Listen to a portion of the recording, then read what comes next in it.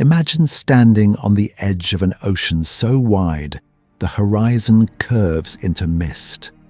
You know there's land on the other side, mountains, oceans, maybe even life. But there are no ships strong enough, no winds steady enough, no supplies that could last the crossing.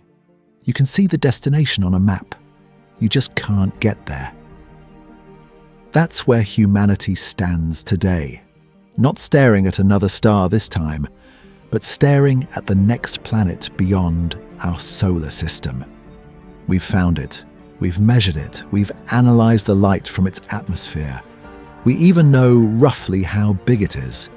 And yet we cannot reach it. Not in your lifetime. Not in your grandchildren's lifetime. Possibly not ever. This isn't about needing a bigger rocket. It isn't about funding. It isn't even about ambition. This is about distance, physics, biology, and the quiet, immovable rules of the universe drawing a boundary around our species and saying, you can look, but you cannot cross. So in this video, we're going to break down exactly why we will never reach our next planet. We'll start with the distance, because most people dramatically underestimate it. Then, we'll examine our fastest spacecraft and watch them fail. Then we'll confront the rocket equation and the speed of light. And finally, we'll ask the hardest question of all. Even if we could build the ship, would we survive the journey? Let's start with something familiar. The moon is about 384,000 kilometers away. Light travels that distance in just over a second. Apollo astronauts made the trip in 3 days. 3 days, that's within human scale. Now consider Mars. At its closest approach, Mars is roughly 56 million kilometers away. With modern rockets, it takes about 7 months to get there. That already feels immense, but Mars is still inside our solar system. Now let's step outside.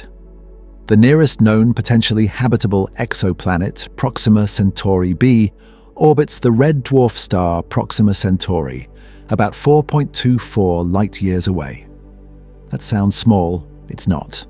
1 light-year is about 9.46 trillion kilometers. Multiply that by 4.24. You get roughly 40 trillion kilometers. 40 trillion. Your brain cannot process that number. So let's make it real. If Earth were shrunk down to the size of a marble sitting on your desk, the Sun would be about 30 meters away. On that same scale, Proxima Centauri b wouldn't be across the room. It wouldn't be across the city. It would be thousands of kilometers away, an entire continent away from your desk.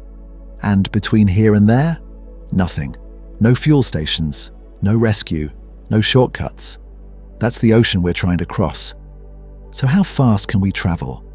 The fastest spacecraft ever built is the Parker Solar Probe. At its peak velocity, it travels around 700,000 kilometers per hour. That sounds absurdly fast. It is. At that speed, you could circle Earth in minutes. But to reach Proxima Centauri b at that velocity, it would take over 6,000 years. 6,000. Human civilization itself is barely that old. When the first cities were forming in Mesopotamia, if they had launched a probe at Parker Solar Probe speeds, it still wouldn't be there. And here's the catch. The Parker Solar Probe reaches those speeds by diving toward the Sun, stealing energy from its gravity. A spacecraft trying to leave the solar system entirely would not have that advantage. It would be fighting gravity the whole way out, which means slower speeds. Much slower. Maybe we use Voyager 1 as a reference. Voyager 1 has been traveling since 1977. It's now in interstellar space. Its speed is about 61,000 kilometers per hour. At that pace, reaching Proxima Centauri b would take over 70,000 years. 70,000. Longer than recorded human history. And Voyager 1 isn't even headed in the right direction. You might think, fine, we just need a more powerful propulsion system. Build bigger rockets, carry more fuel, accelerate harder. On paper, that sounds reasonable. In reality, it collapses under mathematics. There's a formula in aerospace engineering called the Tsiolkovsky rocket equation, and it is merciless. Here's what it means in simple terms. The faster you want to go, the more propellant you need. But propellant has mass, and mass requires more propellant to accelerate, which adds more mass, which requires more propellant. It's exponential, not linear. To accelerate a modest spacecraft to even 10% of the speed of light using chemical rockets would require more fuel than exists on Earth. Not more than we can refine. More than exists, that's not an engineering challenge. That's a physical wall. So maybe we abandon chemical rockets. What about nuclear propulsion? Nuclear thermal rockets could double efficiency. Nuclear pulse propulsion, like the old Project Orion concept, proposed riding-controlled nuclear explosions to accelerate a ship. At a distance of 4.24 light-years, even a radio signal traveling at the speed of light takes over 4 years to reach Earth. A message and reply would take more than 8 years. There are no live conversations, no real-time guidance, no emergency assistance. Isolation studies on Earth show that even months of confinement can lead to depression, anxiety, and cognitive decline. Now, multiply that by decades. Inside a metal cylinder, with no possibility of rescue, no abort button, no return home. Some propose generational ships, entire communities born, living, and dying aboard a spacecraft. But history shows that human societies change rapidly. Languages evolve, governments fracture, beliefs shift. Maintaining social stability and mission focus across centuries contradicts nearly everything we know about human behavior. And space itself isn't empty. At 10% of the speed of light, a tiny grain of dust would strike the spacecraft with explosive force. A pebble-sized object would release energy comparable to a bomb. At those speeds, you cannot see obstacles in time. You are outrunning your own ability to react. For decades, every second a gamble, every impact potentially catastrophic. So let's take stock. The distance to our next planet is tens of trillions of kilometers. Our fastest spacecraft would take thousands of years. The rocket equation limits acceleration. The speed of light limits maximum velocity. Radiation threatens DNA. Microgravity weakens the body. Isolation strains the mind. Interstellar dust threatens structural integrity. You might think the hardest barrier is technology. It isn't. The hardest barrier is that the universe is enormous and we are fragile. Some point to wormholes, warp drives, exotic space-time shortcuts.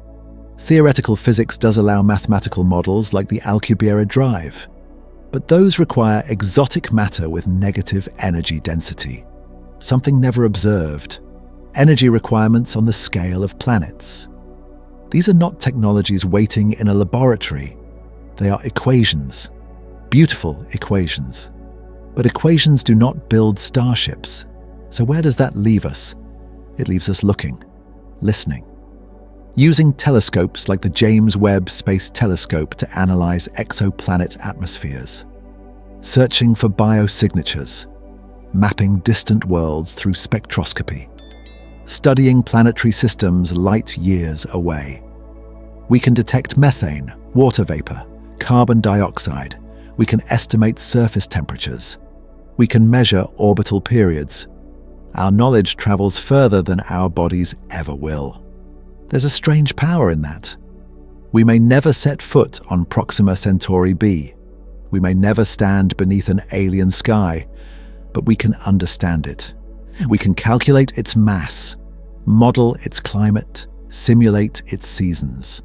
Our rockets may never cross that ocean, but our minds already have, and maybe that's the quiet truth behind the question.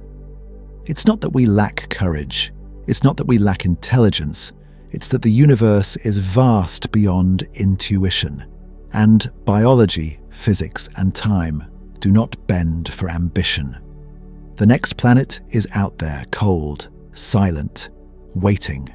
And even if we never reach it, the fact that we know it exists, that we can measure its distance, its orbit, its atmosphere, might be the most extraordinary achievement of all.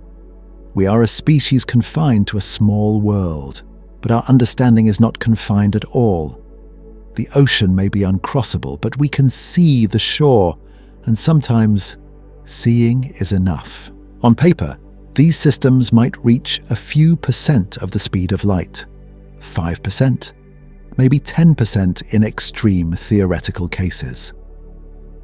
At 10% of light speed, the journey to Proxima Centauri b would still take over 40 years. 40 years inside a spacecraft. And that's the optimistic case. None of these systems exist in operational form. They are designs, concepts, studies. But even if we built them, there's a deeper barrier: the speed of light. Einstein's theory of special relativity tells us that as an object with mass accelerates closer to the speed of light, the energy required increases toward infinity. Not a very big number. Infinity. You could convert the mass of entire planets into energy and still never quite reach light speed. That means interstellar travel will always take decades at best, probably centuries. The universe has a speed limit, and it is not negotiable. But suppose we solve propulsion. Suppose we build a spacecraft capable of sustained travel at 10% of the speed of light. The journey itself would try to kill everyone on board. The moment you leave Earth's magnetic field, you enter deep space radiation. Cosmic rays, high-energy particles from supernova explosions and distant galaxies, constantly bombard interstellar space. On Earth, our atmosphere blocks most of this radiation. In deep space, there is no shield. On the International Space Station, astronauts already receive far higher radiation doses than people on Earth. Now stretch that exposure across 40 years, or 80.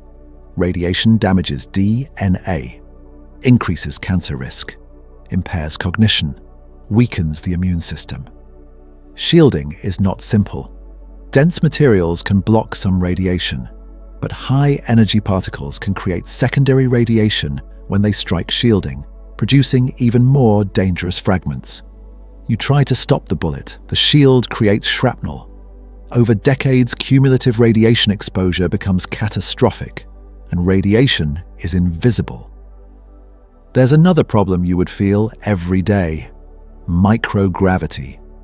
Without gravity, bones lose density at about 1% per month. Muscles atrophy.